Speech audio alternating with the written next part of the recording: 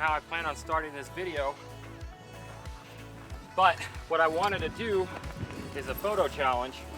So my buddy Mike Perea, if you guys haven't seen his channel and you like landscape photography, you should go follow him. He did a video recently where he was doing a photo challenge for himself, and he then challenged everybody else, me indirectly, I suppose, to just get out of your comfort zone. And so I'm here today at City of Rocks, and I was planning on shooting with my Tamron 45mm because that's probably the least used lens in my bag, and it's also the lens that I would least use out here in this amazing place.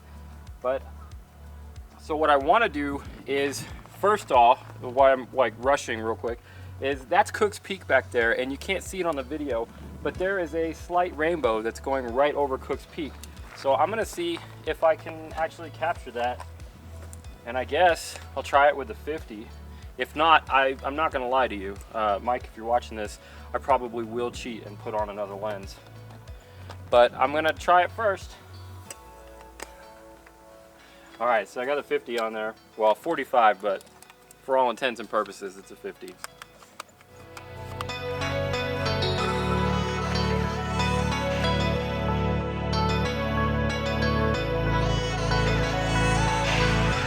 All right, well, the rainbow's gone, but I like this composition. I may have got a quick snapshot of it, but it may have been with a different lens, so that may have been cheating.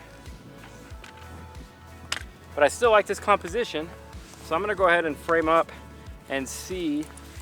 What I'm gonna wait for is the light. There's a lot of dappled light with all these beautiful clouds going by today.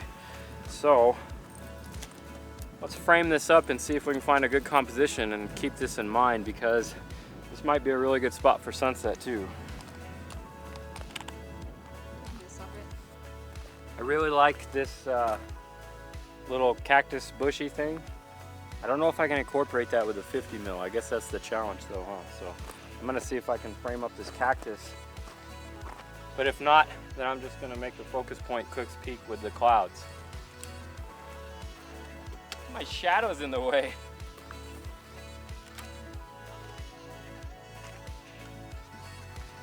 All right, well, I don't like this composition for the conditions that we have right now. I don't like the light, and I don't like the 50mm.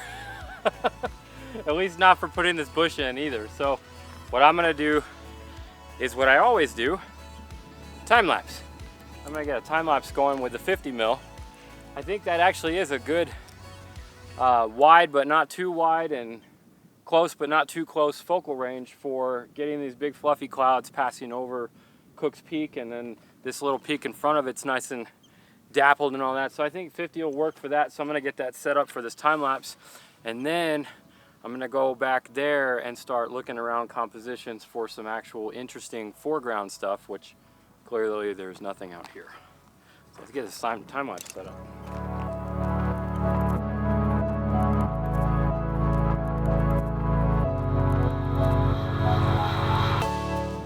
All right, that's going. I'm gonna set a timer real quick for 12 minutes, and then we'll be good. We'll let that do its thing. The other great thing about time lapses, if you guys see my channel, if you follow me before, then you'll know I'm always stressing this. The great thing about time lapses is they're multiple use. You know, you can get a lot out of them. If the clouds are moving the right way, and I decide when I get done with the time lapse that I can do a long exposure and blend them all together and make that look cool, or if I find a couple of good shots in there where the dappled light is just how I want it, then I could blend those shots together to make like a time blendy exposure thing to get the dappled light exactly how I want it. So all of that stuff really helps making the time lapse, and then you also have the added bonus of having the actual time lapse. Wow, big old cloud just went over the sun. That feels kind of nice actually, because it's like 90 degrees outside. A bit windy though. All right, I gotta finish my timer. I got distracted. I'll let you guys distract me. So I should probably change it now to 11 minutes.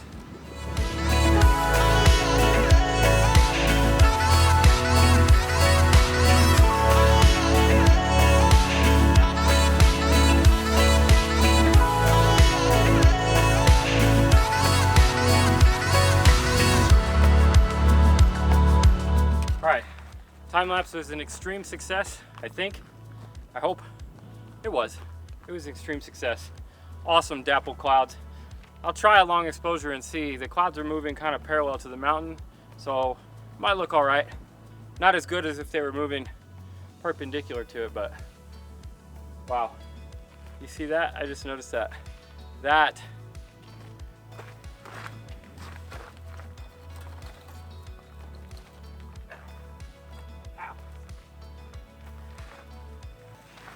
what's left of a tumbleweed. Desert living problems. It's really windy today on the way out here.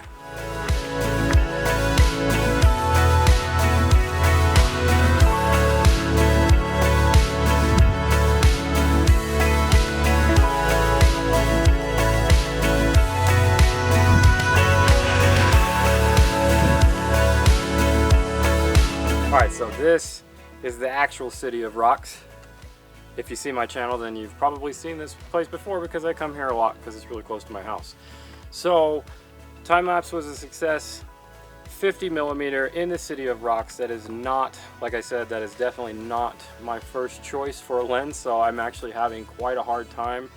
So I think what I want to do, because normally, obviously, when you're in a place like this, you want to shoot wide. You know, you want to shoot wide, and there's a lot of things you can do with it, but since I'm at 50, I think what I want to do is, and this is important for anything, but this is really important for me right now, is pay attention to the light and the shadow, because if you can see all these rocks around me and all the shadows and the sun and the clouds and everything, it's really easy to have too much in the frame and to muddle up your image if you don't have the right light to really put your eyes where you want. There's going to be so many different layers and all of that.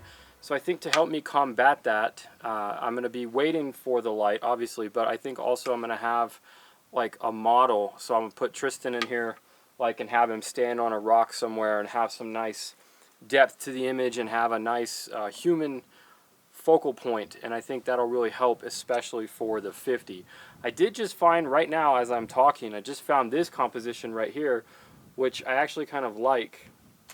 I have this big rock, which is right here in the foreground, and then it's like cutting half my shot, and then I have Cook's Peak right behind it, and then a little bit of dappled light and shadow in between, and it looks really good. So if I'll do a little video recording for you guys here. So here is my composition, and here's the rock on the right, and if I maybe just move it a little bit towards more on that third, and then have Cook's Peak just slightly off-centered. I kind of like it. I don't want that branch in there. So I think I like it like that. And what I'm going to have to do, though, is I'm shooting really wide at f/16. I mean really narrow at f/16, so I can have more focal range. But this rock right here, it's too close. So I'm going to have to focus stack. So I'm just going to take 2 shots. One focused on the rock, one focused at infinity on Cook's Peak. And that might actually be an okay image. The only thing is I'm going to have to wait till the light changes for this shadow on the rock. I don't like this rock completely in shadow. So I'm just going to wait for that for a minute.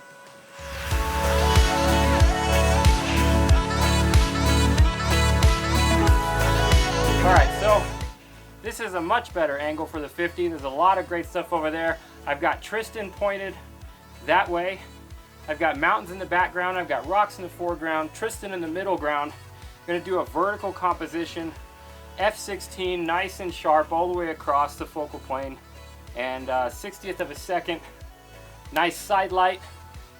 You stay just like that, Tristan. And what I want too is to get low so that you can see Tristan sticking up in the air. So that'll really help separate him, because if I stand up like this and then have him down there, it's going to be a lot harder for the separation and for him to stick out. Even though he is wearing a nice white shirt, that pops against these rocks really well. But I got those 2 shots, so let's see what they look like. I think they look pretty cool. All right, Tristan.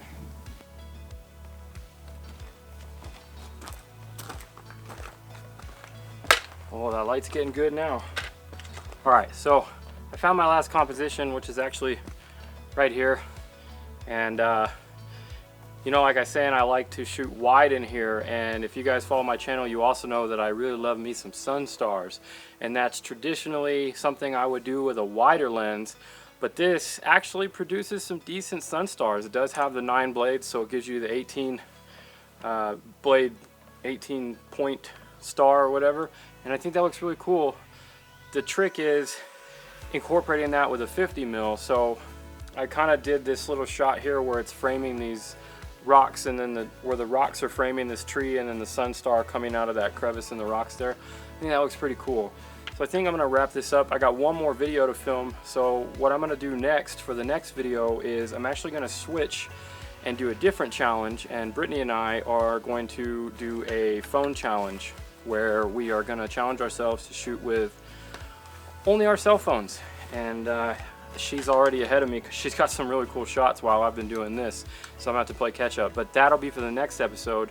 If you guys have any questions about anything that I did with the 50 or anything like that, leave those in the comments below and I'll definitely answer them. And I'm gonna extend the same challenge that Mike did, and I'm gonna say push yourself and get outside your comfort zone and go grab a lens or shoot at a focal length, or even if you have a zoom lens and that's all you have, just pick a focal length and don't change it, and go try something that you don't normally do. I come here a lot, but I never have I ever, I don't think, this is probably the first time I've ever shot City of Rocks with a 50 mil. And I kind of like it. It was really fun, it was really challenging, and I wish I could stay out here longer and do more, but I'm gonna go challenge myself in a different way with the phone, and hopefully I will crush Brittany, even though, Brittany, stop. She's over there taking more pictures. See, she's jumping the gun. Stop it, man. Alright, seriously, I'm going to end it here. I'm going to go get some snacks, and then I'm going to play catch up on a different video. So hopefully you guys enjoyed this. If you did, make sure you smash that like button for me. It really helps me out.